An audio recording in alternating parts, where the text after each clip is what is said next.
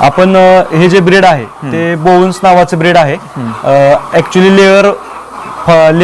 Layer poultry form मध्ये किंवा layer birds मध्ये 3-4 ब्रीड आहेत. त्याच्यामध्ये BV300 आहे, त्यानंतर बोवन्स आहे, हायमन आहे, लोहमन आहे, असे 3-4 प्रकारचे ब्रीड आहेत. परंतु बोवन्स नावाचे हे जे ब्रीड आहे ते आपण ह्याच्यासाठी विकत घेतलं की ते जे ब्रीड आहे ते 365 दिवसामध्ये साधारण 340च्या आसपास अंडी देतं, किंवा त्याची जी पूर्ण अंडी द्यायची जी सायकल आहे त्याच्यामध्ये 340 ते 350च्या आसपास अंडे आपल्याला मिळतात. त्यामुळे ह्या ब्रीडची आपण निवड केली.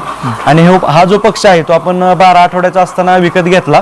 हा पक्षी आपण मिरजवरून आणलेला आहे. 12 आठवड्याचा पक्षी साधारण आपण 830 ग्रॅम वजनाचा पक्षी विकत घेतला आणि तो पक्षी आपण आपल्या शेडवरती तिथून पुढे वाढवला.